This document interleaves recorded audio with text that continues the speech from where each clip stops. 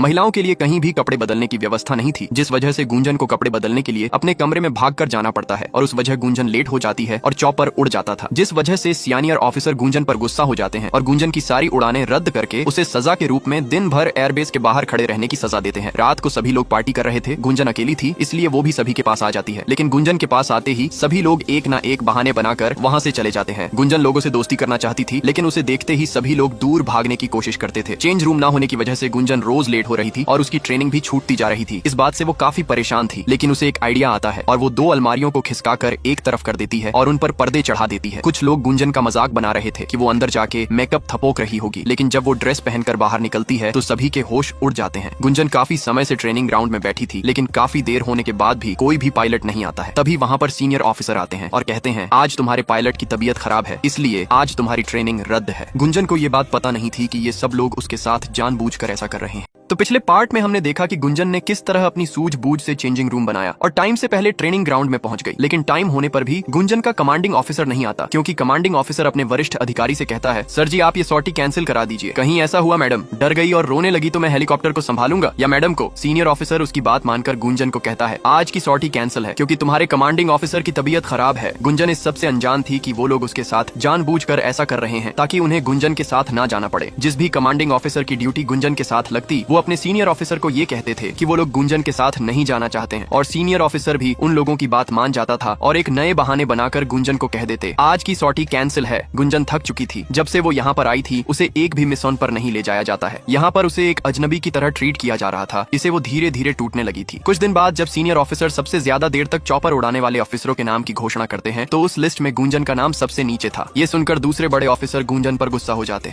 जब senior officer सबसे ज्यादा चॉपर उड़ाने वाले अफसरों की घोषणा करते हैं तो उस सूची में गुंजन का नाम सबसे नीचे था। ये सुनकर वहाँ पर बैठे एक बड़े ऑफिसर गुस्सा हो जाते हैं और गुंजन से पूछते हैं, क्या तुम बीमार थी या छुट्टी पर? गुंजन कहती है, नहीं सर। ऑफिसर कहते हैं, तो तुम इस सूची में सबसे नीचे कैसे हो? गुंजन क्या बताती कि हर रोज कैसे उसकी सॉर्टी कैंसिल करा दी जाती थी। गुंजन कुछ नहीं बोल पाती। ऑफिसर कहते हैं, आज पता चल जाएगा तुम यहाँ रहोगी या नहीं। अब वो गुंजन के खुद कमांडिंग ऑफिसर बनकर उसे चॉपर पर ट्रेनिंग के लिए ले जाते हैं। सर कहते हैं, वायुसेना में खराब पायलट की जगह नहीं है। गुंजन कहती है, सर मैं खराब पायलट नहीं हूँ। ऑफिसर कहते हैं, वो तो अभी पता चल जाएगा कि तुम बहाना दे रही थी कि तुम सच में पायलट बनना चाहती हो। अब ऑफिसर गुंजन की परीक्षा लेने के लिए चॉपर का इंजन फेल कर देते हैं और सारे कंट्रोल गुंजन को सौंपकर इमरजेंसी लैंडिंग करने के लिए कहते हैं। गुंजन थोड़ा नर्वस थी, लेकिन सर गुंजन को गाइड करते हुए कहते हैं, सिर्फ लैंडिंग पर फोकस करो और कुछ नहीं। नीचे चारों तरफ पानी भरा हुआ था। तभी गुंजन को पीछे एक छोटी सी जगह दिखाई देती है। सर कहते हैं कि हमें उसी जगह लैंडिंग करनी है। गुंजन थोड़ा घबराई हुई थी, लेकिन ऑफिसर के इंस्ट्रक्शन और सपोर्ट की वजह से उसमें कॉन्फिडेंट आता है। अब गुंजन चॉपर को नीचे की तरफ ले जाती है और जब चॉपर पानी के पास पहुंचता है तब लैंडिंग के समय गुंजन सही से चॉपर पर कंट्रोल नहीं कर पा रही थी। उसके हाथ थोड़े कांप रहे थे।